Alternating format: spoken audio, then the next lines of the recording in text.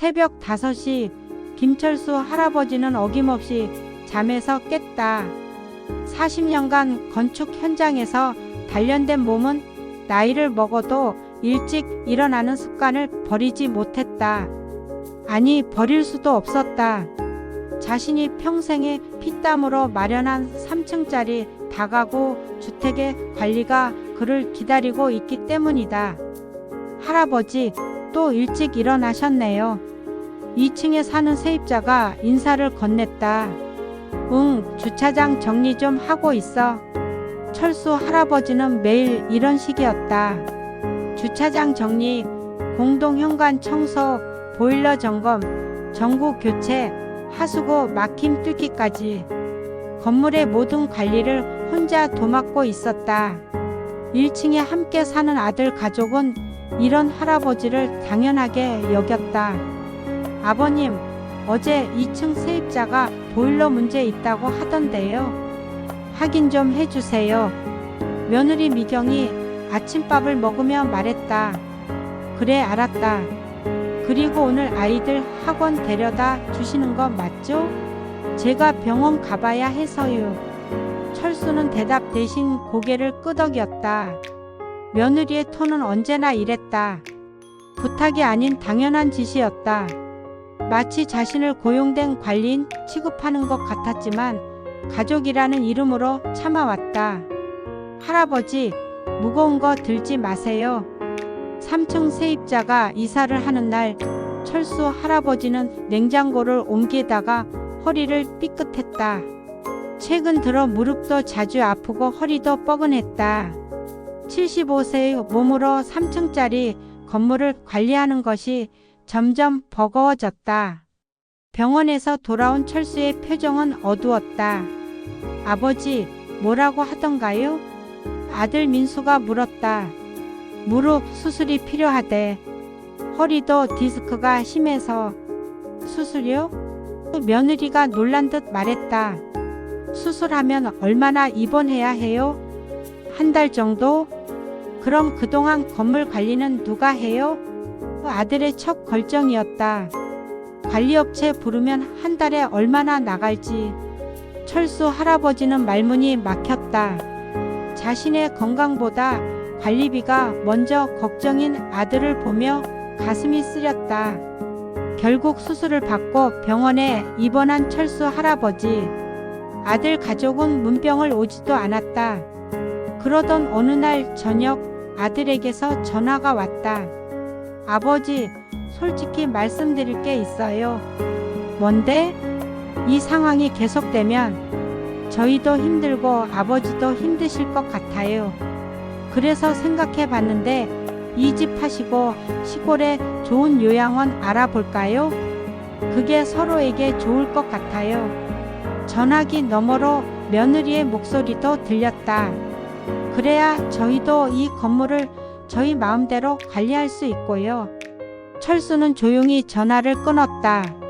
40년간 피땀 흘려 모은 돈으로 마련한 집에서 평생 가족을 위해 희생한 자신이 짐이 되었다는 사실이 가슴을 찔렀다. 퇴원 후 철수 할아버지는 겉으로는 평상시와 같았다.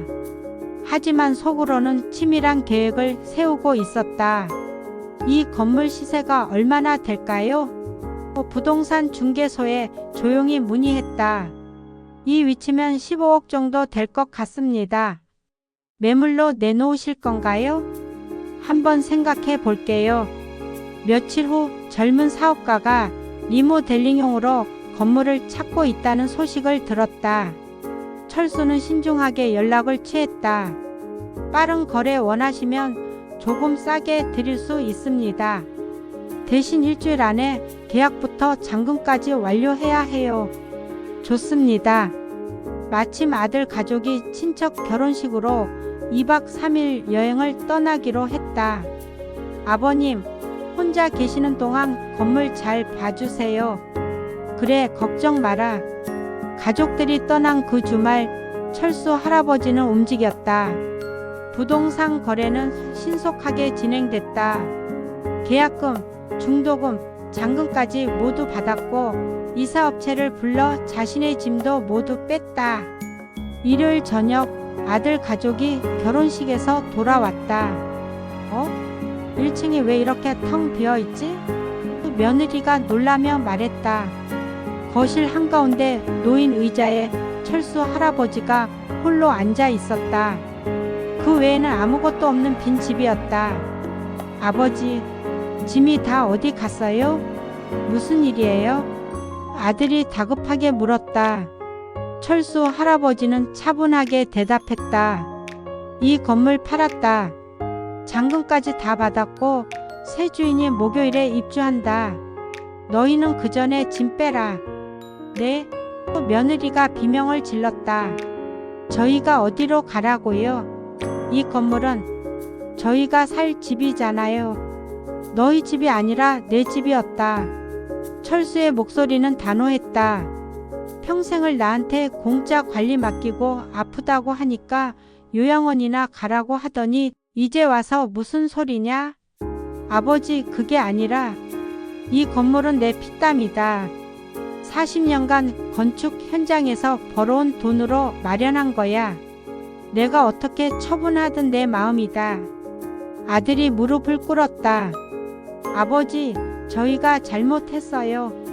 다시 생각해 주세요. 생각할 거 없다. 철수는 일어나며 말했다. 너희는 너희 일 알아서 하고 나는 이제 진짜 내 인생을 살아볼 거다. 제주도 서쪽 마을, 바다가 보이는 작은 집. 철수 할아버지는 건물 매각, 대금 중 일부로 이곳에 새로운 보금자리를 마련했다. 어서 오세요. 서울에서 오셨다고요? 이웃 해녀 할머니가 정겹게 인사했다. 네, 앞으로 잘 부탁드려요. 작은 마당에 목공 작업실을 만들었다. 40년간 건축 현장에서 익힌 기술로 의자, 선반, 작은 테이블들을 만들어 이웃들에게 나눠주었다. 돈을 받지 않았다.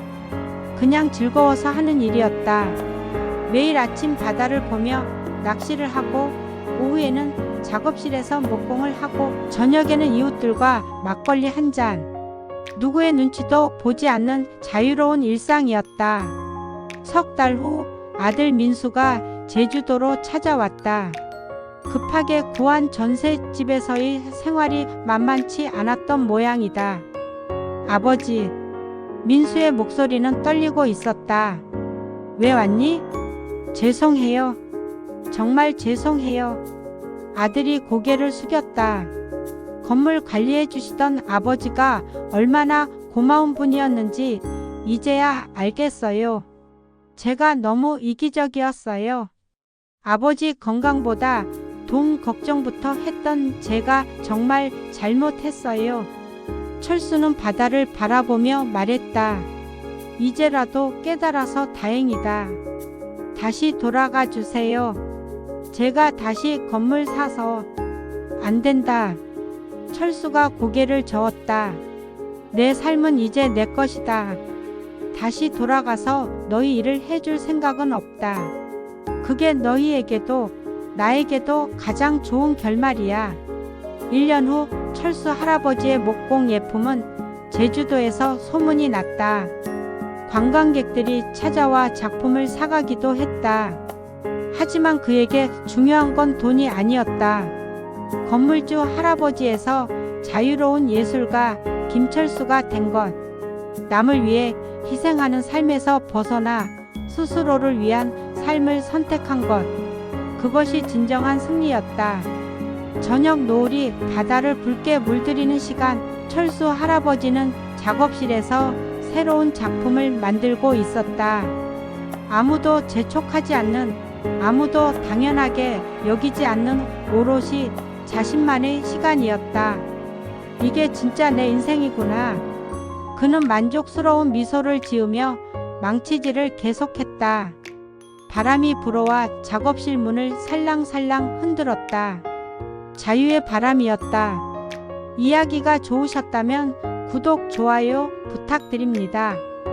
감사합니다.